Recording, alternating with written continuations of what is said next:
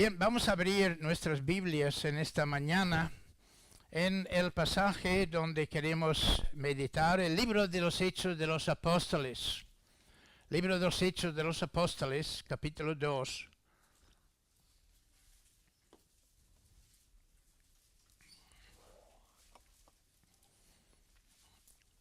Hechos de los Apóstoles, capítulo 2.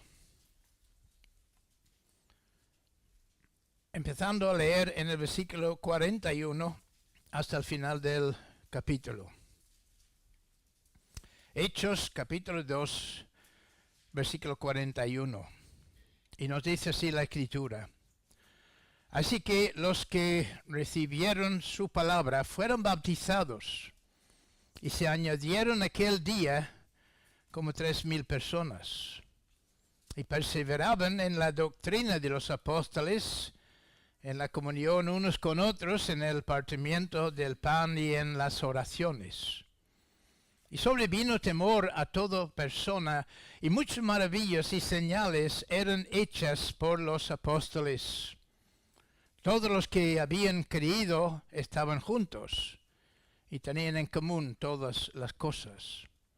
Y vendían sus propiedades y sus bienes, y lo repartían a todos según la necesidad de cada uno.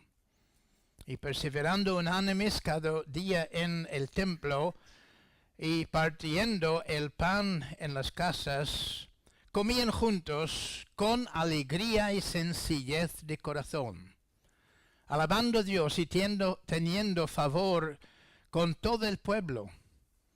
Y el Señor añadía cada día a la iglesia los que habían de ser salvos. Que el Señor bendiga esta lectura de su palabra en nuestros corazones. Oremos al Señor brevemente pidiendo su ayuda y su bendición. Sí, Padre, seguimos en tu presencia. Te alabamos por tu palabra. Te alabamos, Señor, por este pasaje que acabamos de leer y por esas circunstancias que nos encontramos y esta alegría que tenemos en esta mañana de recibir nuevos miembros en la membresía de esta congregación. Gracias, Padre, te damos por todos los que ya forman parte de esta congregación, por este compromiso que tú has puesto en el corazón de cada uno con respecto a ti, con respecto al avance de tu evangelio, el testimonio de tu evangelio en esa ciudad de Aranjuez. Bendícenos ahora, Señor, en este momento que estamos meditando en tu palabra. Te lo pedimos todo, te damos las gracias en el nombre de Cristo. Amén. A lo largo de la historia de la redención, a veces Dios obró de manera extraordinaria, de manera con gran poder y demostración de su poder. Es precisamente lo que estamos contemplando aquí en este capítulo 2 del libro de los Hechos de los Apóstoles. De acuerdo con la promesa que el Señor ya había dado a sus discípulos, los encontramos a ellos en ese momento reunidos en un aposento, orando, esperando delante del Señor, cuando de repente, nos dice al principio de este capítulo, el Señor derramó su espíritu sobre ellos. La ocasión fue la fiesta de Pentecostés. Esto explica por qué había tanta gente, multitudes de personas de tantos lugares diferentes del mundo en aquel entonces estaban congregados en Jerusalén en este momento. Entonces los apóstoles, ya llenos del poder del Espíritu Santo, empiezan a cumplir su propósito, la comisión que el Señor les había dado de predicar el Evangelio. Y el Espíritu Santo obrando por medio de la predicación de la palabra, muchos fueron compungidos, nos dice aquí en este capítulo, reconociendo su miseria, su pecado, y entonces vinieron a los apóstoles para que ellos les enseñasen cómo podrían encontrar paz para con Dios. Y tal era el poder de Dios, el Espíritu Santo, obrando en este momento, que leemos aquí que en ese solo día 3,000 personas se convirtieron al Evangelio. La iglesia en aquel entonces consistía de 120 personas y de golpe 3,000 personas están añadidos a la membresía de la iglesia en Jerusalén. Y si eso no fuese suficiente, unos días después, también por medio de la predicación, el Señor todavía obrando con este poder extraordinario, otros 5,000 fueron también convertidos al Señor Jesucristo. Era un tiempo extraordinario, tiempo que han habido a lo largo de la historia de la iglesia. Lo vemos en el tiempo de la Reforma en el siglo XVI. La historia nos cuenta también de otras épocas en los siglos XVII, XVIII y XIX, como el Señor también con unos avivamientos visitó a su pueblo, transformó la vida de miles de personas en el continente de América, como también aquí en Europa. Eran tiempos extraordinarios. Y desde luego el anhelo de nuestros corazones es ver algo parecido aquí en España. Nunca España en su historia ha conocido tal cosa. Pero Dios es misericordioso. Sigamos entonces orando. Sigamos trabajando para este fin, que el Señor venga con este gran poder a su iglesia. Y qué alegría sería para nosotros si el Señor nos visitara de esta manera aquí en estos momentos.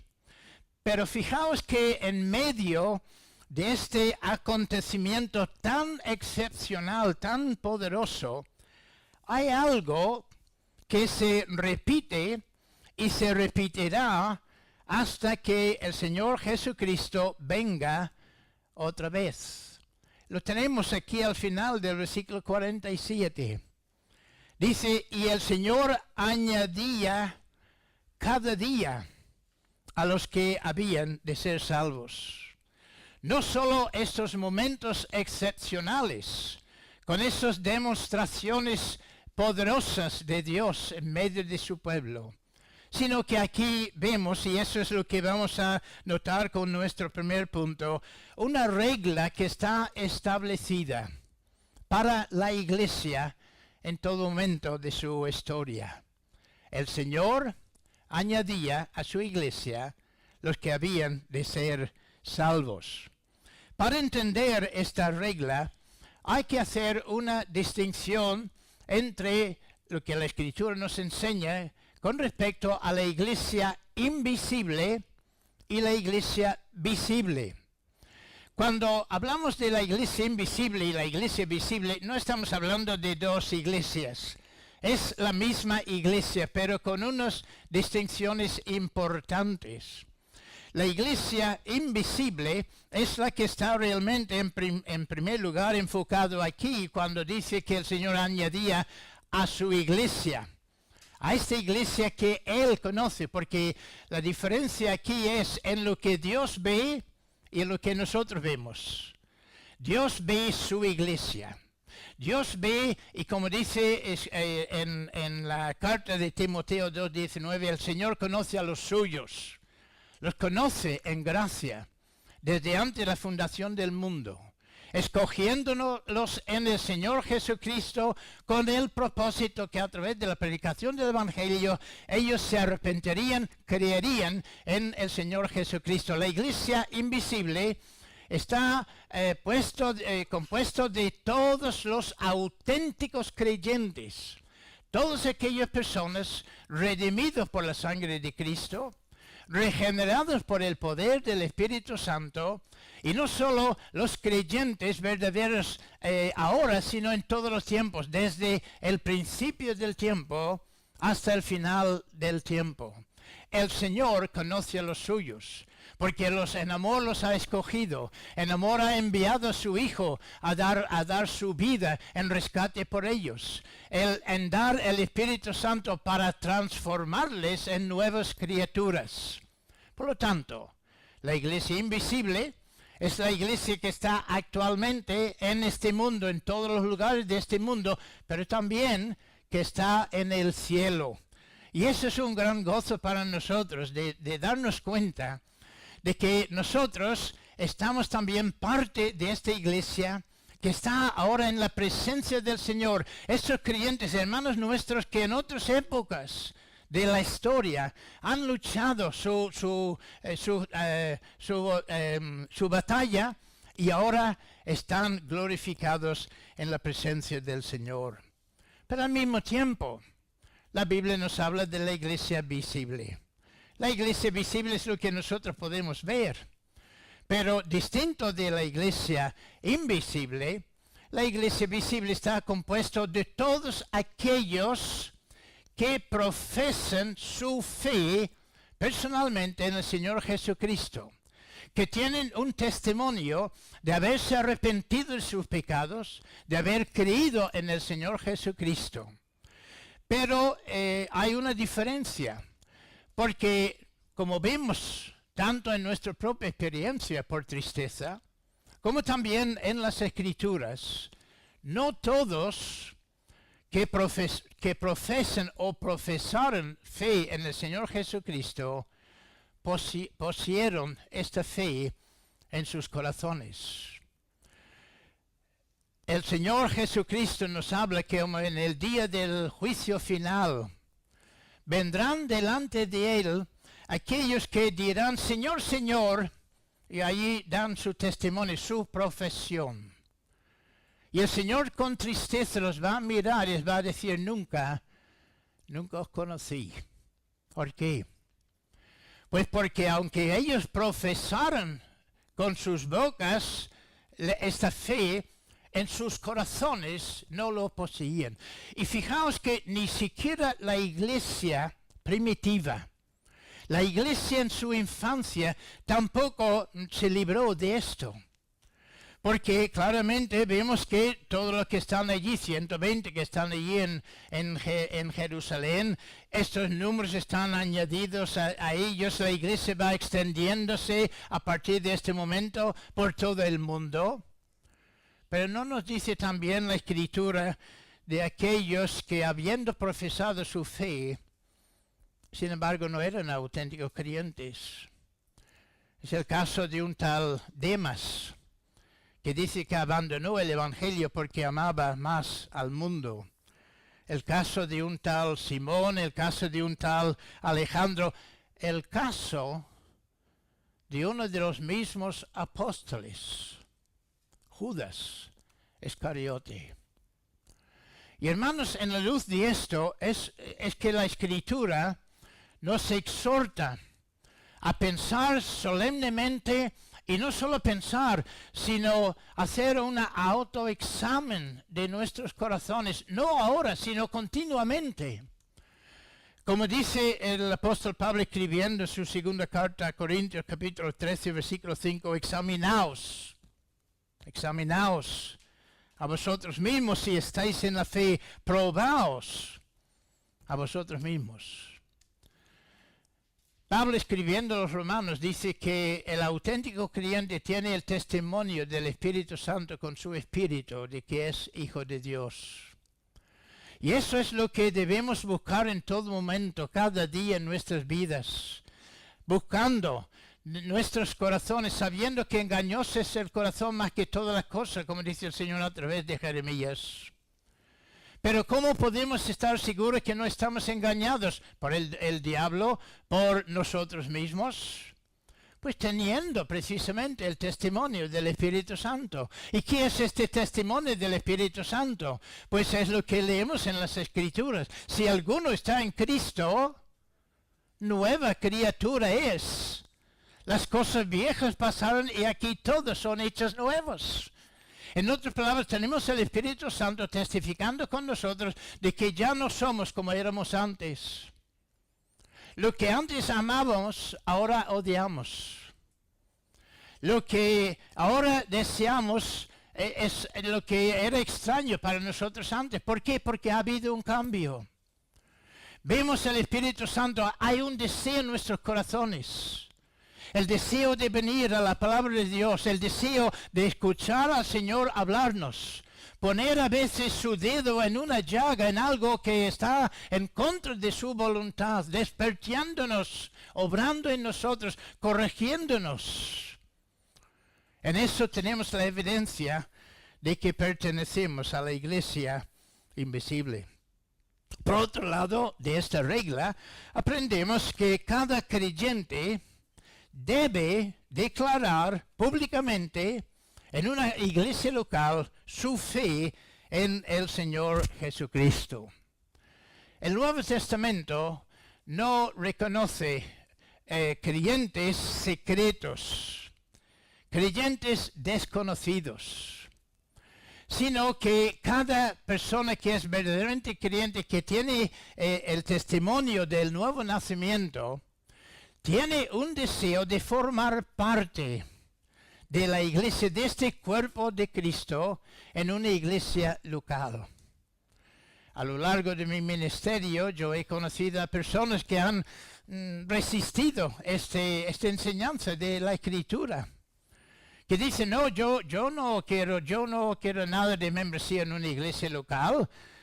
Yo soy creyente, yo vivo mi vida delante del Señor. Yo respondo directamente al Señor.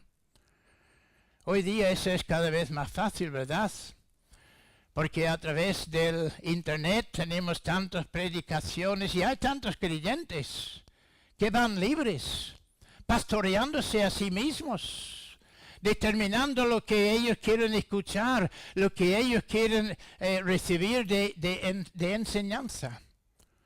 Pero eso es contra de la voluntad de Dios. Por eso la Escritura dice aquí, el Señor añadía cada día a su iglesia. ¿Por qué a su iglesia? Porque allí es donde el Señor va a dar protección a su rebaño. Es en esta iglesia local donde el Señor va a enseñar, instruir, corregir, hacernos madurar en la fe. No conforme a lo que pensamos nosotros, no conforme a lo que deseamos nosotros, no conforme a lo que decidimos nosotros, sino conforme al ministerio que el Señor tiene establecido en cada una de sus iglesias locales. Cuando vas al capítulo 4 de la epístola a los Efesios, el apóstol Pablo está tratando precisamente este tema tan importante. Y leemos en este capítulo 4, versículo, al principio de este capítulo, y Cristo mismo constituyó a unos apóstoles, a otros profetas, a otros evangelistas, a otros pastores y maestros, a fin de, ¿cuál es el propósito de este ministerio? A fin de perfeccionar a los santos. El Señor tiene en cada congregación sus siervos, aquellos que Él ha llamado, confirmados este llamamiento por la elección de la congregación local en que están sirviendo, pastores y ancianos. Pastores en el sentido de que todos están juntos para cuidar espiritualmente el rebaño del Señor. Maestros, aquellos que Él ha llamado, que ha preparado para poder dar la enseñanza en la palabra del Señor. Es en este contexto, no en Internet. Es en este contexto de la iglesia local donde el Señor ha constituido este gobierno, ha constituido este cuidado de su iglesia. Y fijaos en el peligro que el apóstol está subrayando aquí a aquellos que no quieren someterse precisamente a este orden que él tiene en su iglesia. Versículo 14 de Efesios 4. Para que no seamos niños fluctuantes. Niños fluctuantes. Creyentes inmaduros. Creyentes que no va a ninguna parte espiritualmente. Llevados por doquiera de todo viento de doctrina.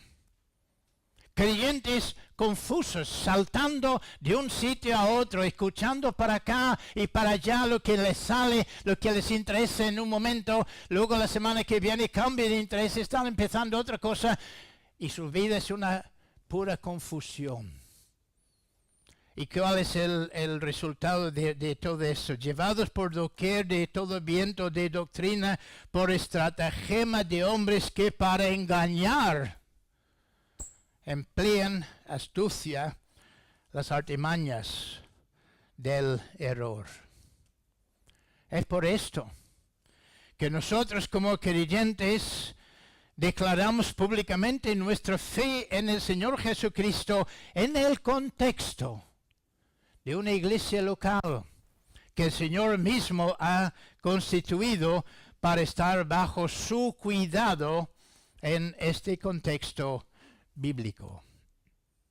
Ahora bien, creo que es necesario entender también aquí estas palabras cuando dice el Señor añadía cada día a su iglesia los que habían de ser salvos.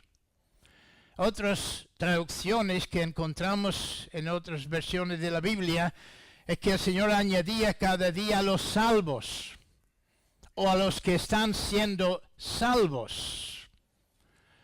Y el énfasis aquí, y concretamente en el contexto más amplio de todo el Nuevo Testamento, es que el Señor quiere decir que el Señor añade a su iglesia aquellos que están en pacto, en alianza con Él.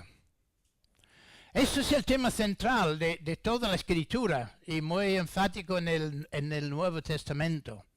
Porque el Señor solo trata con su pueblo en este contexto, en el contexto del pacto.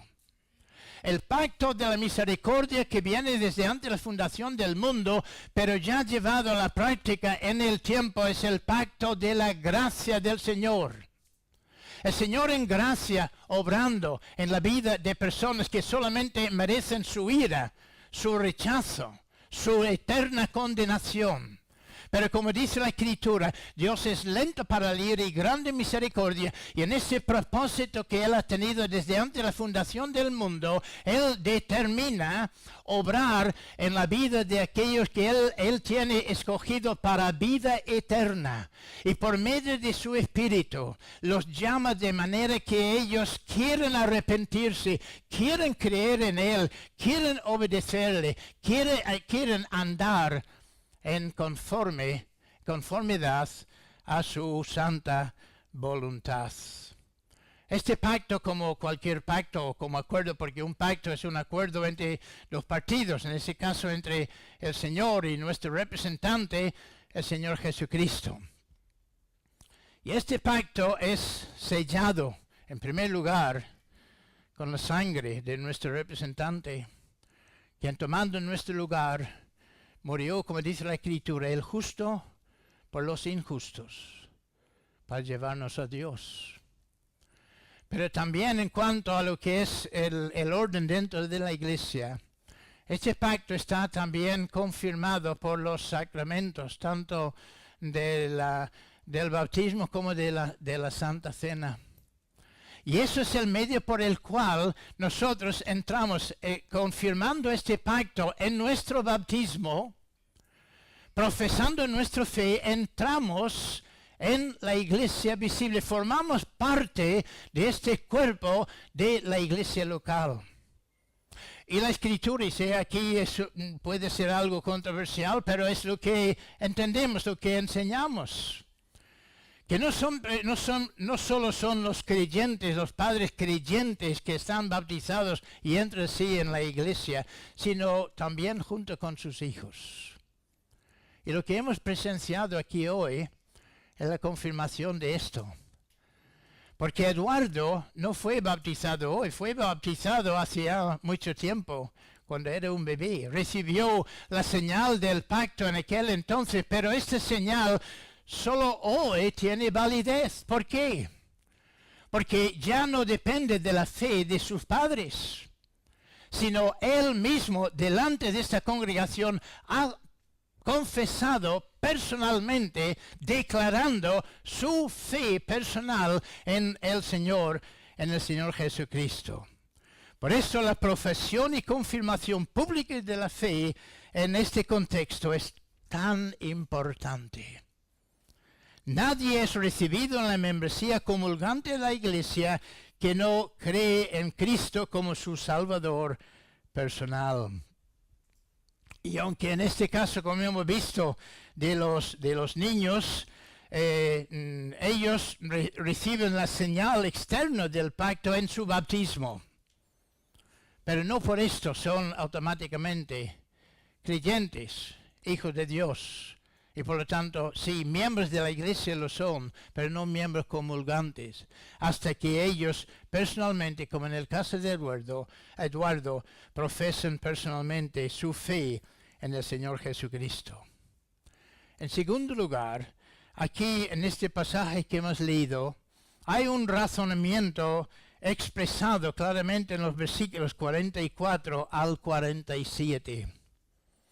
La iglesia a la cual el Señor añade creyentes, tiene ciertas características bien definidas aquí en este pasaje. Ahora, ¿cuáles son esas características? Bueno, en primer lugar, tienen un ministerio ungido por el poder del Espíritu Santo. Y esto es tremendamente importante. Enfatizando y enseñándonos de que el ministerio en cualquier congregación no depende de la persona que está delante o en el púlpito o delante de la congregación. Depende del Espíritu Santo.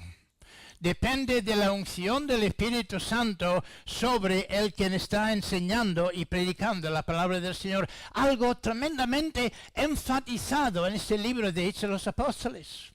En este capítulo 2 vemos este derramamiento excepcional del Espíritu Santo sobre la iglesia en este momento, sobre los apóstoles. Y como consecuencia, inmediatamente ellos empiezan a predicar la palabra del Señor. A lo largo de todo este libro, a lo largo de todo el Nuevo Testamento, vemos este constante testimonio, hablando de tal o cual lleno del Espíritu Santo. Leemos en el capítulo 11, versículo 24 de Hechos, hablamos de un tal Bernabé, dice que era varón bueno y lleno del Espíritu Santo y de fe. Luego leemos el capítulo 6 de los diáconos que fueron escogidos y elegidos y dice, eligieron a Esteban, varón lleno de fe y del Espíritu Santo, a Felipe, Prócoro y Nicanor, Timón y Faranés y a Nicolás, prosélitos de los discípulos se multiplicaron grandemente. Vemos entonces esta necesidad. Y hermanos, esto es algo que nosotros necesitamos enfatizar continuamente en nuestras vidas, sobre todo nosotros que estamos llamados por el Señor al ministerio, de no simplemente confiar en nosotros mismos, tener mecánicamente un mensaje que podemos dar, sino siempre buscando el poder del Espíritu Santo sobre nosotros, esa unción, cuando estamos predicando la palabra del Señor. Pero esto no es solo para los pastores y los ancianos y los diáconos. Eso es para cada creyente. Fijaos en el capítulo 5 de Efesios, el versículo 18, donde Pablo está hablando con toda la membresía de la iglesia, dice, no os embriagáis con vino, en lo cual hay disolución, antes bien, sed llenos del Espíritu Santo. Literalmente, seguid existiendo, momento tras momento, con el poder del Espíritu Santo sobre vosotros. Esto es la necesidad que tenemos como creyentes. Pero además de esto, vemos aquí de que la iglesia al cual el Señor añade esos miembros tiene también otra característica. Tiene una confesión de fe conforme a la doctrina de los apóstoles. Versículos 41 y 42. Así que los que recibieron su palabra fueron bautizados y se añadieron aquel día como 3,000 personas. Y perseveraban en la doctrina de los apóstoles. Contrario a lo que estamos presenciando hoy día en el mundo evangélico en muchas iglesias, la doctrina en aquel entonces no era algo secundario para la iglesia primitiva. Aquella iglesia no era caracterizada por las ideas más populares que iban cambiando según las culturas y según el tiempo. No fue motivada por las cosas que simplemente tocaron sus emociones. Fundamentalmente, aquella iglesia fue caracterizada por la doctrina, la enseñanza de la palabra del Señor. De hecho, la norma en aquel entonces, como debe ser en el día de hoy, es que a base de este conocimiento, esa doctrina que el Señor nos da por medio de su palabra, seamos capaces de juzgar nosotros todo lo que estamos escuchando. Esto es vuestra responsabilidad hoy. No da por sentado de que el que está aquí en el púlpito es inspirado de tal manera que no puede cometer ningún error. No, cada uno tenemos delante de la Escritura analizar lo que estamos escuchando. A ver, ¿está de acuerdo esto conforme a lo que enseña la Escritura? ¿Somos nosotros como los creyentes en Berea? Que decía la Escritura que eran más nobles que los de Tesalónica porque ellos escudriñaron cada día a ver si era de acuerdo con la palabra del Señor. Hermanos, si aquellos creyentes hicieron esto con los apóstoles, es decir, viene un apóstol, predica, y ellos no creen todo lo que le dice porque es un apóstol. No, ellos escuchan. Miren la Escritura. ¿Está de acuerdo con lo que dice? Amén, si es. Si no, rechazarlo.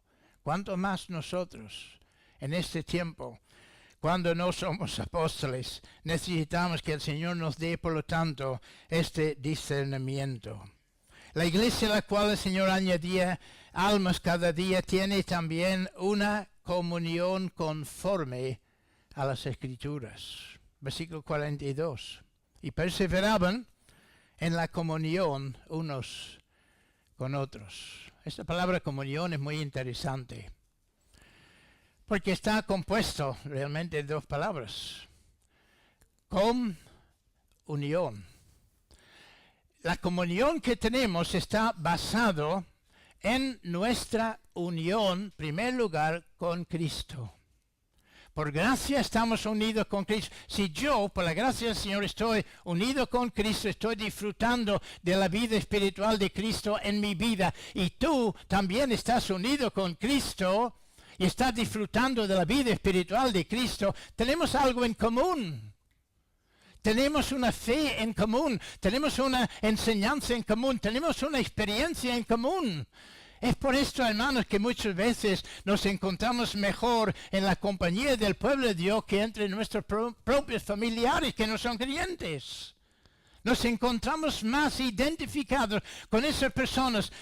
Tienen otra cultura, tienen otro tono de piel, vienen de otro país, tantas diferencias, pero unidos en esta preciosa comunión que tenemos con nuestro Señor Jesucristo. Además de eso, la iglesia a la cual el Señor añade almas tiene una vida marcada por la oración. Versículo 42, y perseveraban en las oraciones. Estas 120 personas que encontramos aquí al principio de este capítulo 2 de los Hechos de los Apóstoles, ¿dónde están? En un aposento. La puerta cerrada. ¿Qué están haciendo? Están orando. Están en la presencia del Señor, están de rodillas delante del Señor. Eso es lo que vemos enfatizado, subrayado una y otra vez a lo largo de este libro de Hechos de los Apóstoles. Dos cosas que van siempre juntas en perfecta armonía: la predicación y la oración. Y cuando la iglesia está moviendo de esta manera, está experimentando lo que vemos aquí, el Señor añadiendo a su membresía a los que habían de ser salvos.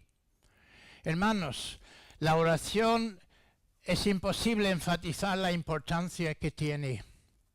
Y es por esto que nosotros como iglesia, como denominación que somos, no solo vemos la necesidad de reunirnos en el día del Señor para rendir culto al Señor tanto en la mañana como en la tarde, sino que entre semana buscamos un día, buscamos una hora, buscamos un momento cuando la iglesia puede unirse otra vez, pero en esa ocasión para estar orando, buscando la dirección, buscando la bendición del Señor sobre nosotros. Alguien dijo de que la iglesia que va por delante es la iglesia que anda de rodillas. ¿Y nosotros cómo andamos? ¿Andamos de rodillas? Tenemos esta visión, tenemos este deseo que vemos aquí en esta iglesia primitiva. Porque hermanos, cuando estamos llamados a la oración, debemos estar dispuestos a sacrificar cualquier cosa. Porque no hay nada más importante que llegar delante del Señor en el lugar de la oración. Pero la iglesia también a la cual el Señor añade creyentes, tiene una generosidad para cuidar a los suyos. Versículo 44-45. Todos los que habían creído estaban juntos y tenían en común todas las cosas. Y vendían sus propiedades y sus bienes y lo repartían a todos según la necesidad de cada uno. Cuidado. No estamos diciendo que esto es una ley, que Dios quiere que vayamos ahora a vender nuestras casas, nuestras propiedades, y que vamos a repartir el dinero por donde haya necesidad. Esto no es lo que el Nuevo Testamento está enseñando. Pero el principio sí es bíblico. Este deseo de ver este espíritu de diaconía que debe estar de alguna manera presente en la vida de cada creyente. Que cuando vemos necesidades, especialmente entre la familia de Dios, no podemos ser indiferentes. Tenemos que atender, tenemos que buscar medios por los cuales podemos atender esas necesidades. No solo entre nosotros, aquí en la iglesia local. Ha habido tragedias a lo largo del mundo en diferentes momentos. Venezuela ha tenido su tragedia últimamente. Nuestros corazones sufren con nuestros hermanos que allí han perdido absolutamente todo. La iglesia aquí en España y aquí también vosotros estáis respondiendo precisamente a esto, siguiendo este ejemplo que vemos aquí, buscando, levantando ofrendas para poder enviar de alguna manera, ayudar a nuestros hermanos que están en necesidad.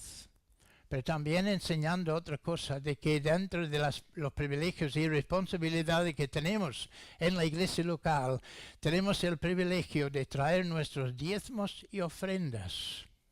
Porque así es como el Señor mantiene su iglesia local. Así es como el Señor mantiene y hace florecer el testimonio de su evangelio. En tercer y último lugar, aquí voy a ser muy breve. Hay también aquí una responsabilidad enfatizada. El Señor añadía cada día a su iglesia, a los que habían de ser salvos. ¿Cómo? Soberanamente, por supuesto. Pero el Señor siempre obra a través de medios. Tú y yo somos estos medios. El Señor nos está usando a nosotros. Nosotros, igual que los apóstoles, ¿os acordáis que antes de subir, ser exaltado al cielo, el Señor hablando, no solo con sus discípulos de aquel momento, sino con su iglesia a lo largo del tiempo, dio este mandato? Dice, el Señor se acercó y les habló diciendo, toda potestad me es dado en el cielo y en la tierra. Por tanto, id y hacer discípulos a todas las naciones, bautizándolos en el nombre del Padre, del Hijo y del Espíritu Santo, enseñándoles que guarden todas las cosas que os he mandado. Y aquí yo estoy con vosotros todos los días hasta el fin del mundo. Como miembros de la iglesia local, nuestra visión es ver el Señor añadir a nuestra iglesia como en el día de hoy. Ojalá que fuese así todos los domingos. Pero hermanos, será conforme a nuestra fidelidad y obediencia a este mandato del Señor. Somos fieles siervos del Señor, damos testimonio. No solamente testimonio con nuestros labios, sino más importante todavía, testimonio con nuestras vidas. Porque la eficacia del testimonio de los labios está apoyado siempre con el testimonio de la vida. Nuestros vecinos, ¿cómo nos ven? Esos familiares que tenemos que todavía no son creyentes. Esos compañeros de trabajo, de estudios. La gente que encontramos andando por la calle.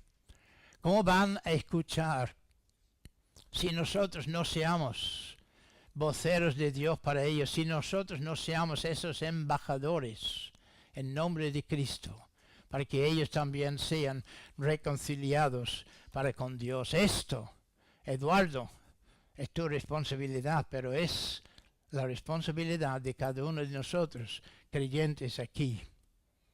Entonces, concluyendo, que el Señor en su infinita misericordia nos ayude a comprender la importancia de este testimonio que tenemos aquí en este pasaje del libro de los Hechos de los Apóstoles en el capítulo 2. Que Él nos dé esta capacidad, no solo a los pastores y ancianos de la iglesia, los diáconos, sino a todos los creyentes, llenos del poder del Espíritu Santo, capacitados por Él. Sí, yo sé, nadie sabe mejor que yo lo imposible que es estar aquí donde yo estoy.